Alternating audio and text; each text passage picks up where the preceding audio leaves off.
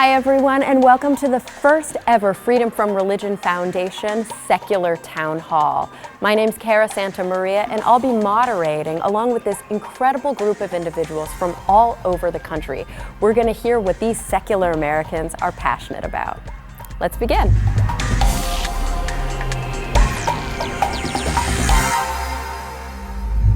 I want to start by asking you guys a question. How many of you identify as an atheist? Almost all of you. Ingrid, you were born with no religion. What was that experience like? I think it's like every baby born on the planet. I'm a midwife and I catch babies for a living, and I think every single one I catch is an atheist. I am loud and proud as an atheist now, but have only been able to feel safe in that for the last 10 years or so. That's because the country has changed. And now I feel as free as those babies. Stephen, why are you proud to be an atheist? I think that the group that we see here at FFRF is an amazing collection of artists and poets and scientists and writers and some of the greatest minds of the world. And to just be involved with those discussions is enlightening. You're an African-American atheist, which means that in some respects you're a minority within a minority.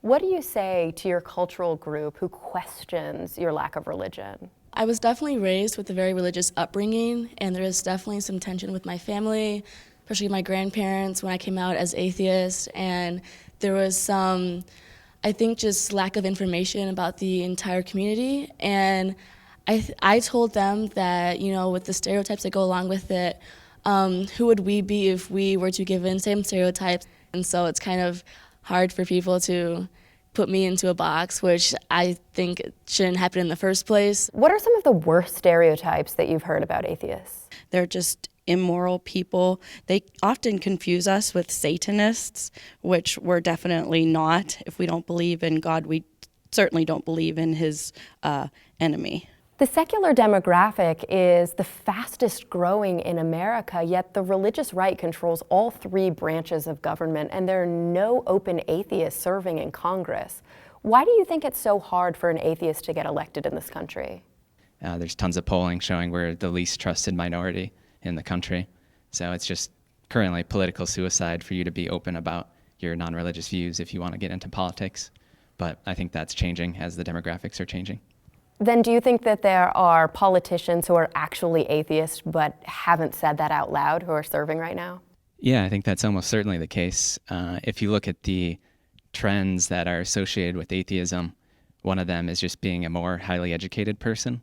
So it's just statistically inevitable that some of the people who are currently in elected office, some of them are certainly atheists, but they're just too afraid to be honest about it because they want to get reelected. Would we be a more peaceful society if there were no religion? Well, I certainly believe that's true. If our decisions were made based on logic, reason, facts, science, instead of the irrationality of a lot of religious practices, I think things would go much more smoothly. I think that's unrealistic. Unfortunately, people are brainwashed into religious doctrine at such an early time in life from the very beginning that getting the majority of people back out of that mindset is very difficult. Secretary of Education Betsy DeVos has said she wants to convert public schools in America to God's kingdom. And of course, the Trump administration has pledged $20 billion to spread taxpayer-funded voucher schools across the country. How does this make you feel? As a parent of kids in the public school system, it concerns me on so many levels. One of them being that, is she going to try and put God into the public schooling that my secular kids have to go to? Or is she going to take money from my secular kids' school and put it into funding religious schools for other kids? Either way, it's not a good option and something that I'm definitely against. What would you do if you found out that a teacher was telling your kids, your grandkids, that the earth is only 6,000 years old and dinosaurs walked alongside humans? I would certainly file a complaint with the Freedom from Religion Foundation to have some resources to have this not happen to other children and in other classrooms. We all know the Earth is 7,000 years old.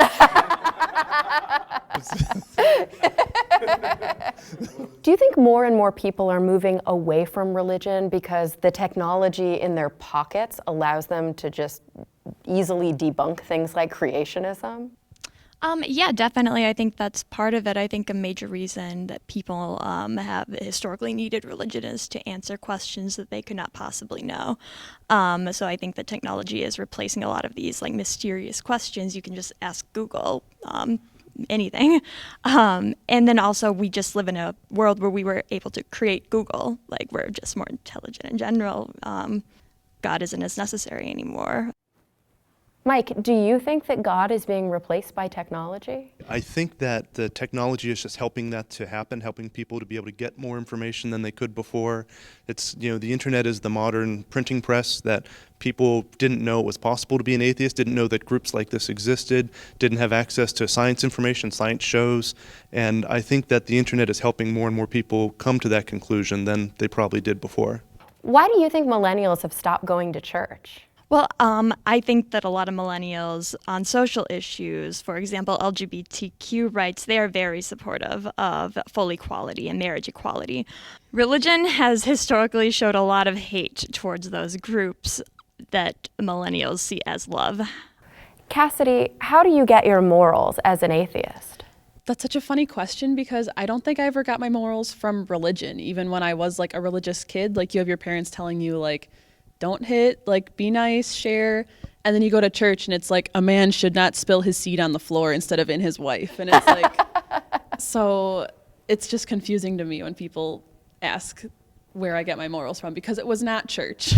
Do you think that a belief in creationism and in the afterlife makes people think that they don't really need to protect the planet? If you believe that really our time on earth is just a small little blip compared to our time with God, and that God created the universe perfectly, then we have no real obligation to protect the planet because we're going to go to some paradise, and the earth is how God wants it anyway, climate change and all, which, like, to me is the logic of a psychopath.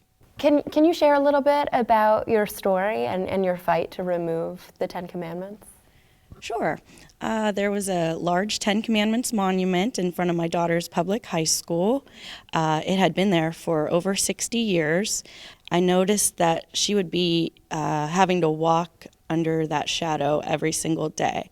So we brought the lawsuit while she was in middle school. The Freedom from Religion Foundation and I started the lawsuit in 2012, and it took all of 5 years to eventually have the 2,000-pound monument removed. I want to thank the Freedom from Religion Foundation for organizing this secular town hall. The Freedom from Religion Foundation is the oldest free thought organization in America. They've been fighting for the separation of church and state for 40 years. You can learn more by reading their newspaper, Free Thought Today, listening to their podcast, Free Thought Radio, and of course their new YouTube series, Ask an Atheist. I urge you to go to www.ffrf.org to learn more about their groundbreaking legal work to promote the First Amendment.